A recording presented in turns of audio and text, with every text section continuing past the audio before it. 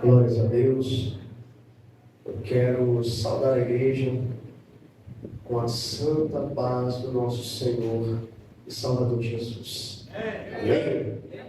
Meus irmãos, é uma noite de festa. Tenha liberdade de se alegrar na presença de Deus.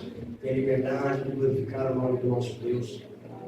Assim como estamos, eu quero convidar a igreja a abrir a sua Bíblia no Evangelho de Jesus Cristo, segundo escreveu João, capítulo de número 5, verso de número 17.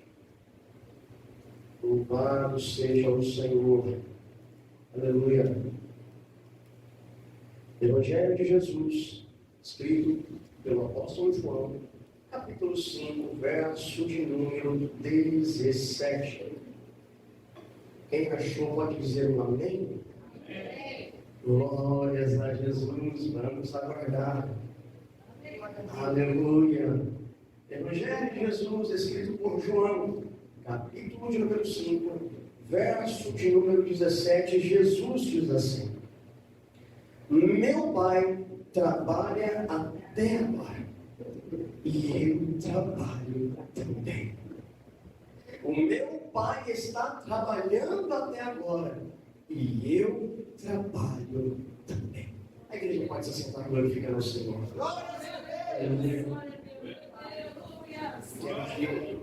Primeiramente, aqui louvar o Senhor pela vida, irmãos, pela salvação, por estar de pé. Quero agradecer a Deus por esse ministério, da pessoa do nosso pastor José Fernando, com sua família, missionária Beatriz, irmã Mariane. Sou grato a Deus pelo nosso pastor. Sou grato a Deus pela vida do meu amado pastor Alessandro, nosso pastor vice-presidente, pela sua família, irmã Gessiana, pela Sara, pelo Azar, família que eu aprendi a amar, e meu pastor que é o pai. Né? Agradeço a Deus, meu pastor, pela confiança de mais uma vez poder ser dispenseiro de Deus, ser instrumento de Deus para a igreja. Sou grato a Deus pela minha família, minha esposa, meu filho, que é a igreja que Deus colocou na minha mão para cuidar. E eu sou muito agraciado pela esposa e filha que Deus me deu. Também quero agradecer a Deus pela igreja, por cada um de vocês, que é uma família espiritual. E eu amo esta família. Amém, meus irmãos? É uma noite de festa. A Santa Ceia, a celebração da Santa Ceia, é uma noite festiva. Eu costumo dizer, eu gosto sempre de afirmar isso, é a maior celebração na vida do cristão. É maior do que um congresso, é maior do que uma festividade, é maior do que um evento, é maior do que qualquer evento que possa ser realizado na igreja. A Santa Ceia é a maior festa.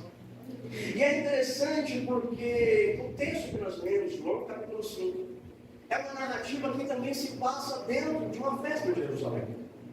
Talvez é a Páscoa, não sabemos, a Bíblia não afirma, mas há uma possibilidade de ser a Páscoa.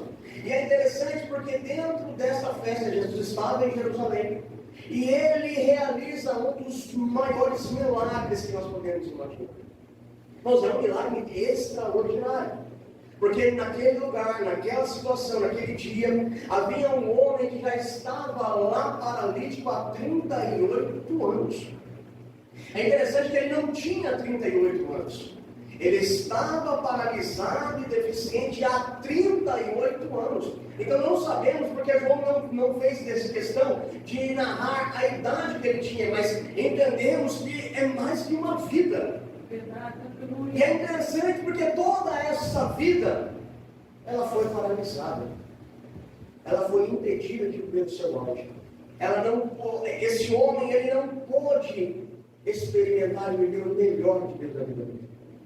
Mas Jesus estava lá. Jesus passou por ali. E é interessante porque naquela ocasião Jesus olhou para a situação daquele homem, compadeceu-se dele, teve compaixão dele e chegou até ele e falou: você quer ser curado? É interessante porque o homem ele não dá uma resposta para Jesus, mas ele coloca um empecilho: mas não tem ninguém para me ajudar. Não tem ninguém que me pegue, se compadeça de mim, me coloque dentro do tanque para que eu seja curado. Jesus então faz o que só ele pode fazer. Ele olha para aquele homem e fala: levanta, toma o teu leito e vai para a tua casa. Aleluia. E um ponto importante, era sábado. O homem obedece a Jesus naquele momento quando ele levanta do seu leito, 38 anos de paralisia. Mas pelo poder de Jesus Cristo, ele se levantou naquele momento. Ele se levanta do seu leito e começa a andar. As pessoas olham para ele, era um momento festivo, Jerusalém estava lotado, e falam: por que você está carregando o leito? É sábado. Você sabe que não pode ser feito isso. Claro.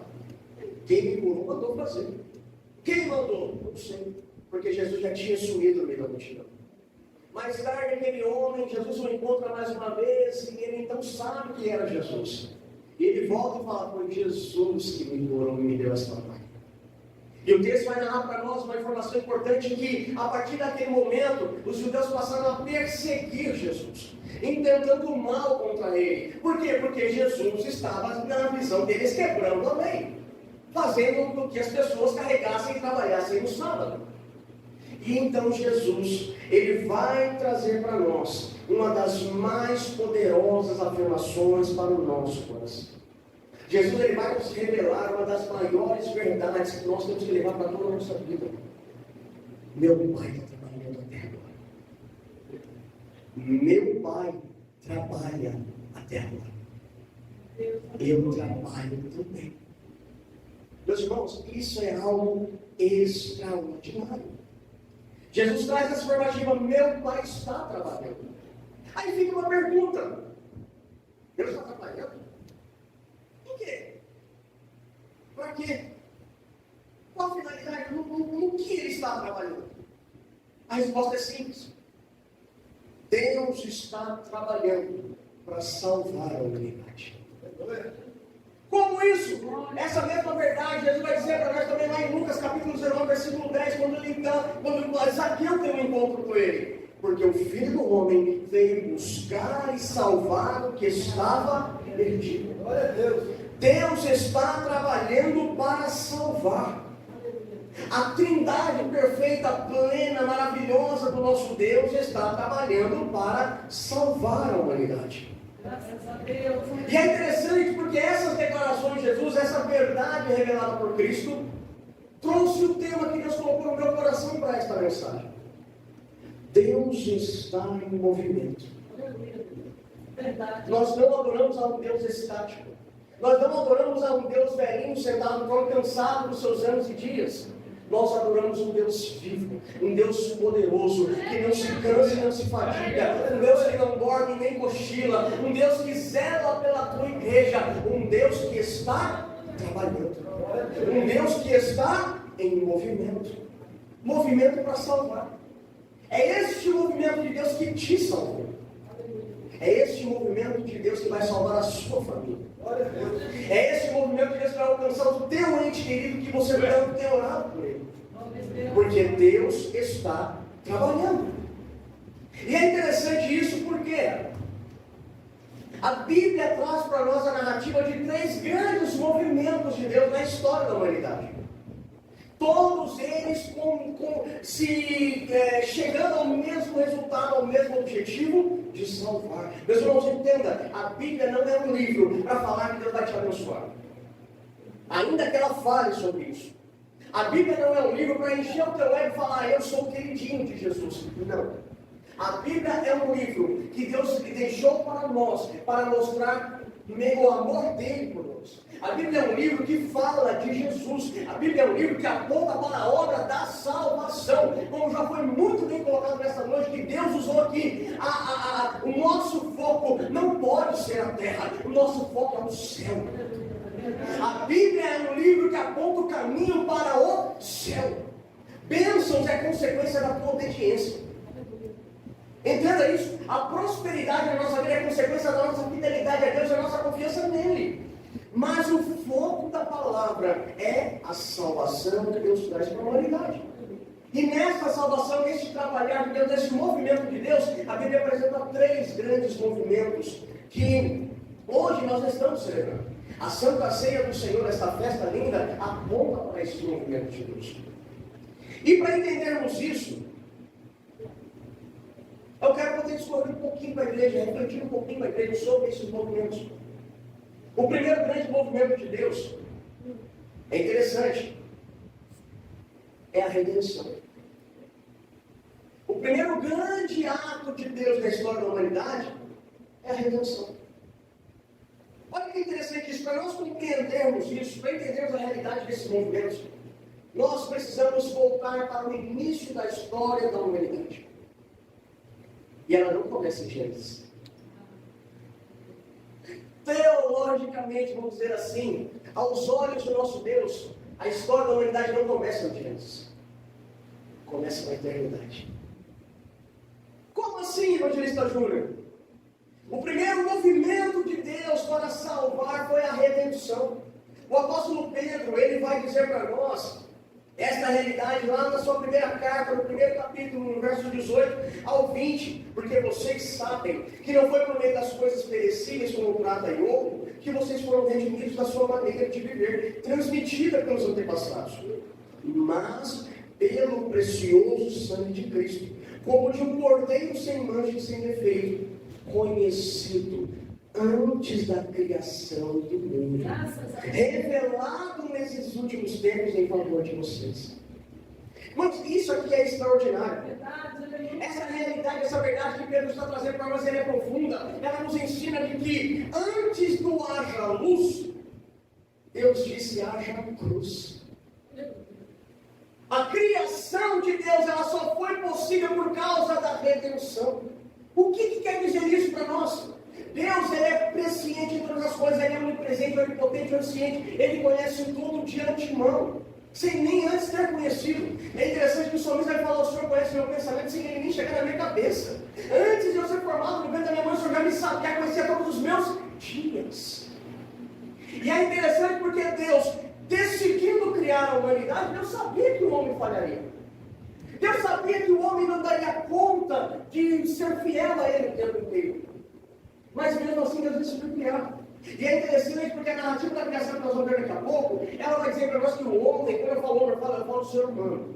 Mas quando Deus fala sobre a criação, Deus diz que Deus criou o homem à sua imagem, conforme a sua semelhança. Se tem uma característica que Deus tem, que Ele passou a nós, é a liberdade. Deus é livre. Livre para fazer o que Ele quer, como Ele quer, quando Ele quer. E é interessante porque Deus comunicou a nós essa liberdade. Deus deu a nós o direito de escolher o que queremos fazer. Se eu quero amá-lo ou não quero amá-lo, quero andar com ele ou não, quero ser santo ou não quero, nós temos livre, espontânea vontade de escolher.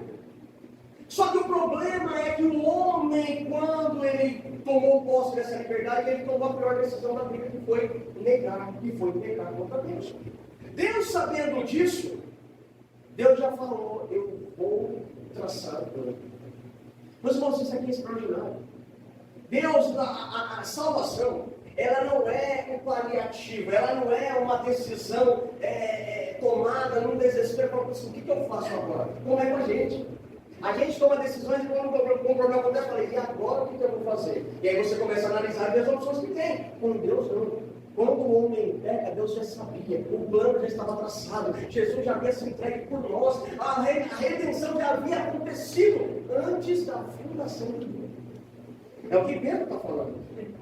Então, o primeiro grande movimento de Deus é a redenção. Entenda, na cruz aconteceu a consumação, na eternidade a decisão. Nossa, isso é extraordinário.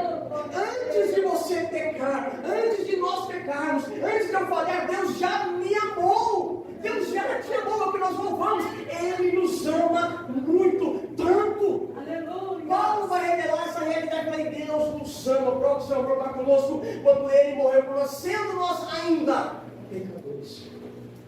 Então, o primeiro grande movimento da salvação de Deus para a nossa vida é a redenção. E é interessante que o primeiro movimento de Deus foi de decidir salvar você. A primeira grande decisão de Deus foi: eu quero salvar você. E nisso, nós caímos para o segundo movimento. O segundo movimento de Deus em prol da salvação da humanidade é a criação. A criação só foi possível por causa da redenção. Por que isso? Porque se não houvesse a redenção, quando o homem pecasse, ele seria digno de morte. Qual deveria ser o fim? Extermínio. Porque a liberdade traz também suas consequências. Por isso vai haver juízo final no fim dos tempos. Porque o homem é livre para escolher, mas depois ele vai ter que prestar contas das escolhas que ele fez. E pasmem, a igreja não está imune a esta realidade. Porque da mesma forma que haverá o juízo final para os simples, haverá o tribunal de Cristo para a igreja. E Paulo deixa muito claro que todos hão de comparecer diante do tribunal de Cristo para prestar contas de suas obras, sejam boas ou ruins. Então a liberdade traz para nós também a responsabilidade. Mas Deus é tão maravilhoso que Ele decidiu de antemão redimir, então Ele criou. E o relato da criação, o relato desse movimento está em Gênesis 1 e 2, os primeiros capítulos da Bíblia Sagrada. E como eu havia mencionado, no momento que Deus cria o homem, no momento que Deus traz a existência ao ser humano, Ele então comunica ao homem parte dos seus atributos, entre eles a liberdade. E o homem com essa liberdade, dotado dessa liberdade, acabou decidindo por não amar e obedecer ao Senhor. Ele era livre. Porém, eis aqui uma verdade. O homem pecou. Ele escolheu pecar. Nós estávamos em Adão. Agora ele pergunta, mas por que eu tenho que pagar pelo pecado? Porque você estava lá nele. Você estava dentro dele. Nós estávamos em Adão biológica e espiritualmente. Porque Adão foi o primeiro de uma série que veio depois. Como assim? Faz uma árvore genealógica rápida. Você veio dos seus pais, seus avós, tataravós, todo mundo vai chegar em Adão de novo. Então nós estávamos em Adão. E por isso também nós pecamos contra Deus. Para você entender essa realidade, imagina uma forma de bolo. Os boleiros de plantão vai fazer sentido aqui, mas imagina todo mundo pegar uma forma de bolo. Uma forma linda, maravilhosa, perfeita, assim, uma amassada, e de repente essa forma, ela cai no chão. E ela amassa bem na quina da forma, criando um defeito. Dá para usar a forma ainda assim? Dá, você vai conseguir essa rodada, não furou, não rasgou, dá para usar. Mas o que vai acontecer com cada bolo que sai daquela forma? Vai vir com defeito, porque a forma estava dentro do defeito. Adão pecou, nós também, porque nós fomos dele. Nós herdamos isso. Estávamos dentro de Adão. E é tão extraordinária essa realidade, porque Paulo vai falar sobre isso em Romanos 5, verso 12, ele diz, portanto, da mesma forma como o pecado entrou no mundo por um homem, e pelo pecado a morte, assim também a morte veio a todos os homens, porque todos pecaram. Essa realidade ele também diz na Romanos 3:23, que os pecados estão destituídos da glória de Deus.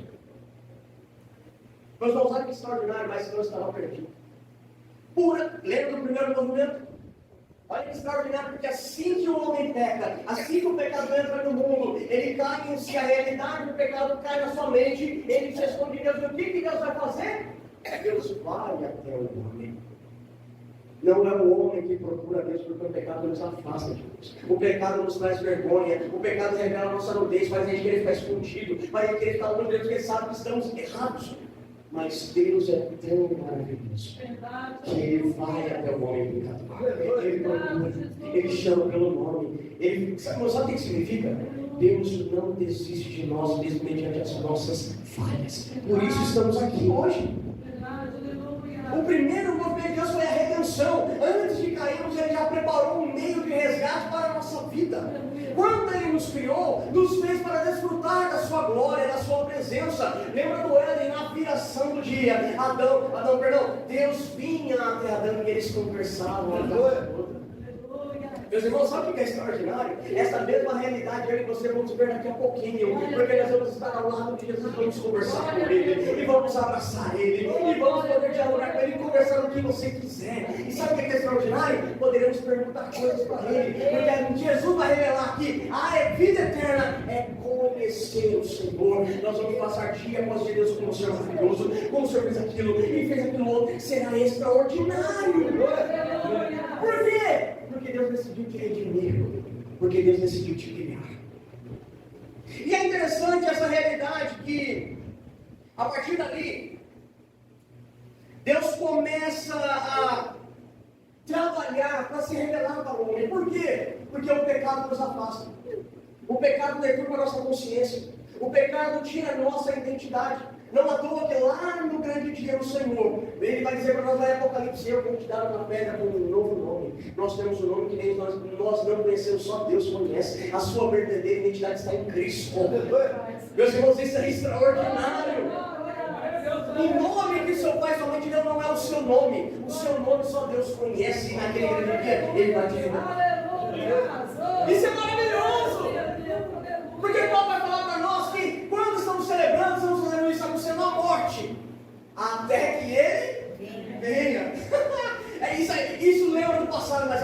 para a realidade. Jesus está voltando. E é interessante, porque a partir do pecado, a partir daquele momento, Deus começa a se revelar para o homem a fim de resgatá-lo. Como isso? Ele vai dizer para nós, por exemplo, Paulo, em Romanos 1, verso 19, que ele vai dizer assim, ó, porque o que de Deus se pode conhecer é manifesto entre eles, porquanto Deus lhes manifestou. O que podemos saber de Deus conhecemos porque Deus se fez conhecer. E ele diz ainda, pois desde a criação, segundo o movimento de Deus, do mundo, os atributos invisíveis de Deus, o seu eterno poder e a sua natureza, têm sido vistos claramente, sendo compreendidas por meio das coisas criadas. A criação de Deus não foi um ato involuntário. Não é porque não. Ele decidiu redimir, ele decidiu criar, e pelo aquilo que ele fez, ele começou a se revelar para mim e para você. Não apenas dessa maneira, mas essa revelação também se deu por meio dos patriarcas e dos profetas. Porque a Bíblia vai dizer para nós, lá o autor aos Hebreus, ele vai dizer o seguinte: há muito tempo Deus falou, muitas vezes e de várias maneiras, aos nossos antepassados por meio dos profetas. Mas nestes últimos dias nos falou por meio do seu Filho. Deus começa a se revelar de uma maneira extraordinária até que Jesus venha. É como aprendemos hoje na escola bíblica dominical, as festas judaicas apontam para o ministério de Jesus. Cada ato que Deus fez na história da humanidade está dizendo: eu vou enviar o meu filho, eu vou te salvar, eu vou te resgatar, eu vou pagar o preço. A história não está perdida. Eu vou fazer algo novo na tua vida. Isso é extraordinário. Por quê?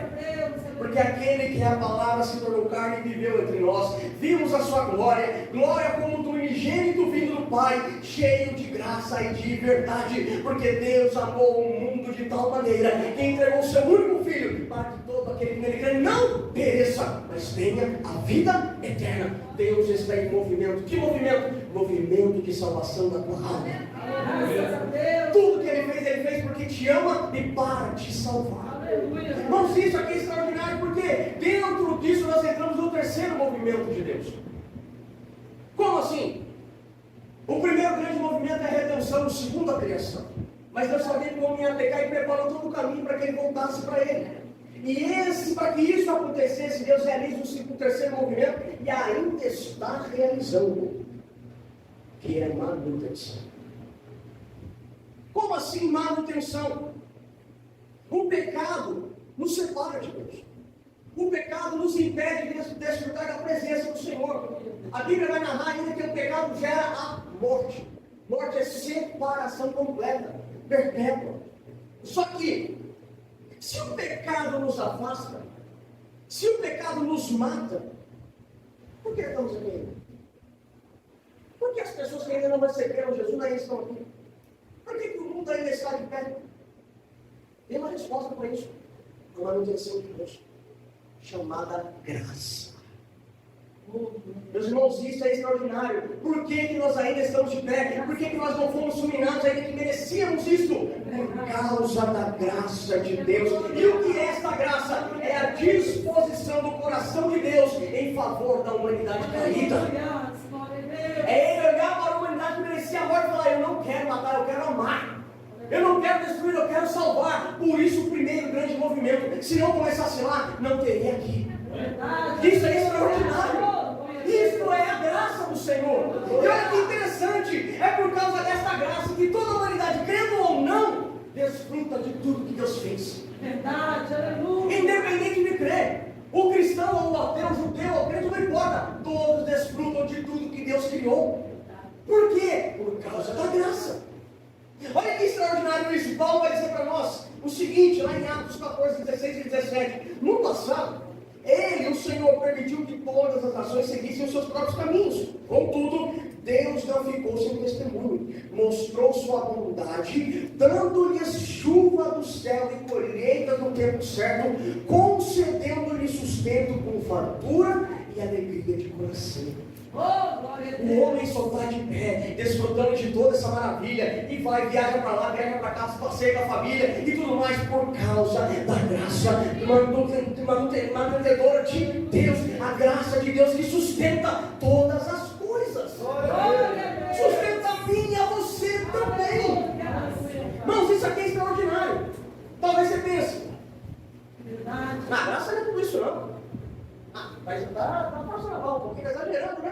está.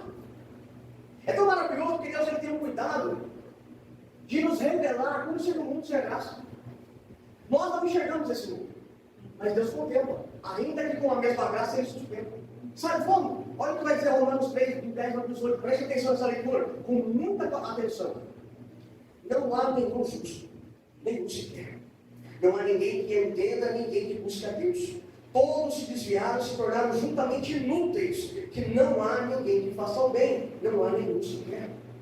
A sua garganta é um túmulo aberto, com a língua engano. Veneno de víbora está em seus lábios, sua boca está cheia de maldição e amargura, seus pés são ágeis para derramar sangue, ruína e desgraça, marcam os seus caminhos e não conhecem o caminho da paz. Aos seus olhos é inútil temer a Deus.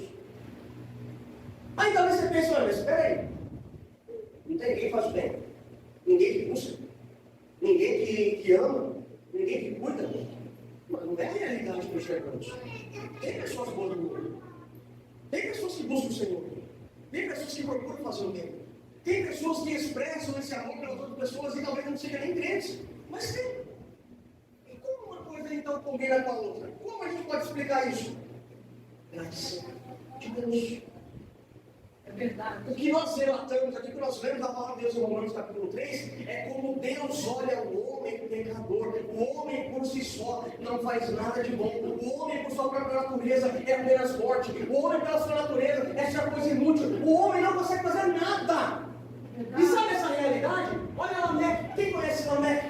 Foi o primeiro homem bígamo da história, depois do pecado, descendente de Caim. Olha que coisa interessante. Lameque vai chegar na casa dele e falar para sua esposa assim, ó, me deparei com um rapaz, com um homem. Não fui para a casa dele, não gostei dele, matei ele.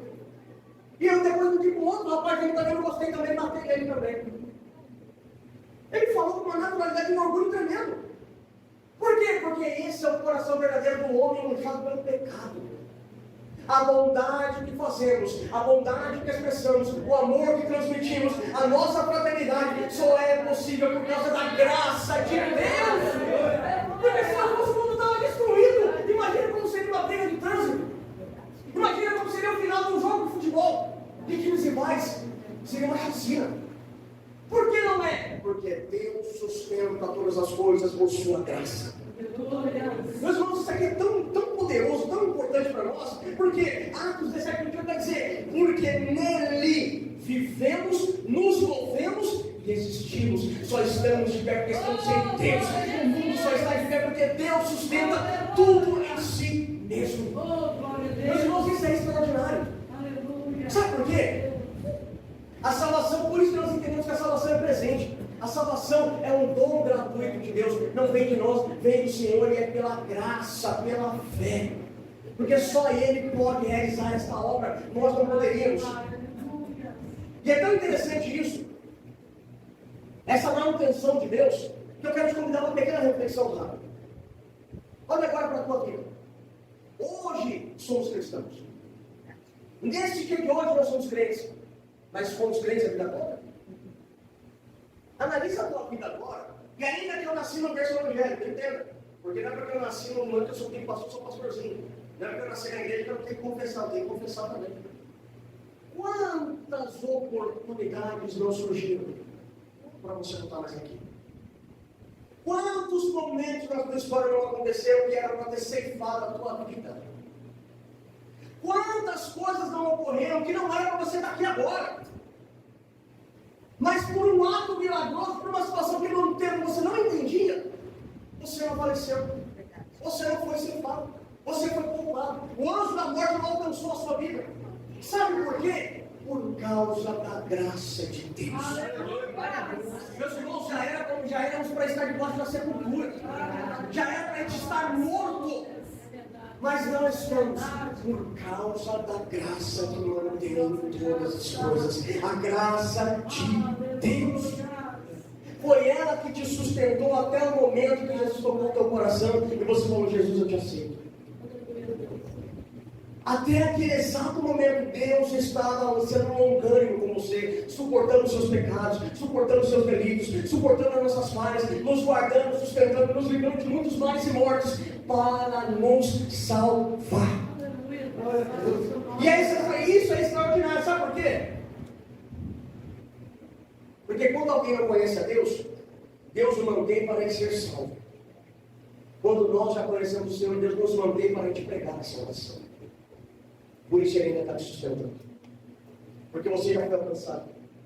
Mas agora ele ainda se sustenta, te mantém, te cobre com todo o poder que ele tem, para que você anuncie o Evangelho às pessoas. A igreja não está parada também não. A igreja está em movimento. Porque meu pai trabalha até agora. Nós trabalhamos também. Aprendemos com o nosso Senhor Jesus. E é extraordinário porque esta mesma graça mantenedora, esta mesma graça que sustenta, foi o que sustentou este homem por 38 anos na vida. 38 anos, uma vida completa, sem não poder fazer nada, sem poder viver a vida. E sabe uma coisa extraordinária? Olha o cenário. Nós talvez somos como aquele paralítico. Isso é do céu. Por que é isso? Presta atenção no cenário. O que é que ele vai dar para nós? O local é Jerusalém. Lá em Jerusalém, uma porta chamada Porta das Ovelhas. Nessa porta, um tanque chamado Tanque de Betesda. E é extraordinário porque esse tanque de Betesda significa Casa da Misericórdia ou Casa da Graça. E lá naquele tanque, pessoas esperando para serem curadas. E um homem com a vida paralisada porque não podia sair do seu lugar. Naquele momento, então, aparece a verdadeira graça. Que é Jesus. Aparece a verdadeira porta das ovelhas, porque Jesus diz que Ele é a porta das ovelhas. Aparece a casa da graça para mudar a história daquele homem. E Jesus, quando ele se apresenta para ele, compadecido dele, ele pergunta: você quer ser curado?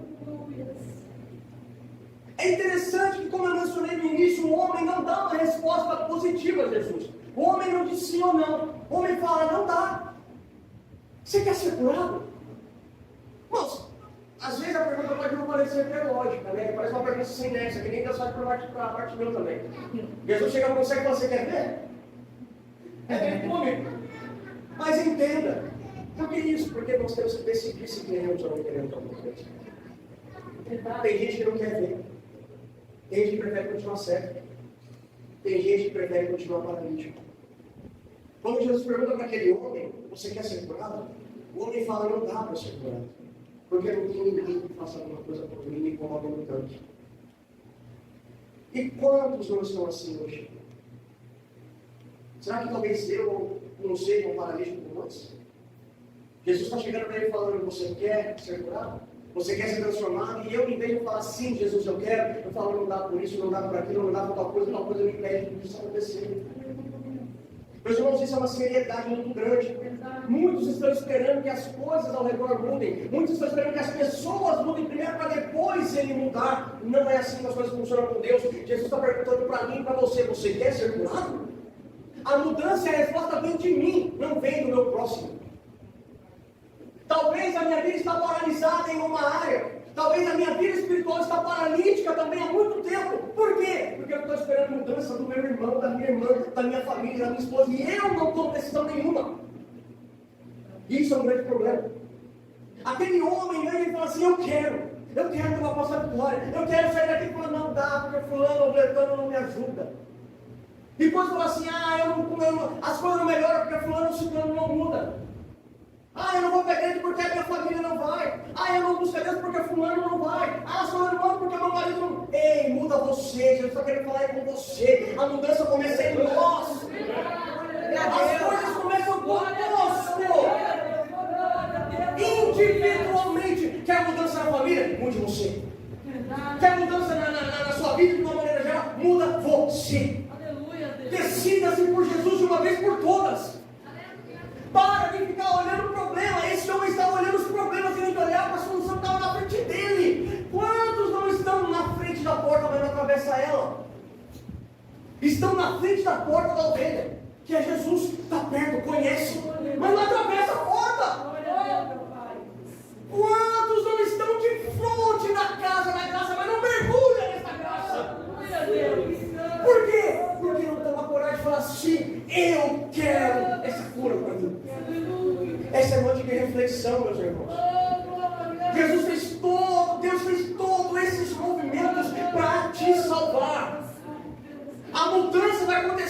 vai começar a acontecer com você. Não fique esperando o teu próximo. Não fica colocando a culpa no teu irmão, na tua irmã, no meu parente, não importa. Não fica jogando para de ser Adão. Não, muitas vezes nós deixamos o velho homem aparecer, nós nos tornamos Adão. Adão, cadê você? Eu me escondi porque eu vi que eu estava nu, mas quem falou que o senhor estava nu? Você comeu da árvore que eu falei para não comer? A mulher que tu me deste. Quantos não são assim? Mas por que você está fazendo lá? Por causa de fulano que está me deixando desse jeito. Por causa de ciclano que faz assim comigo.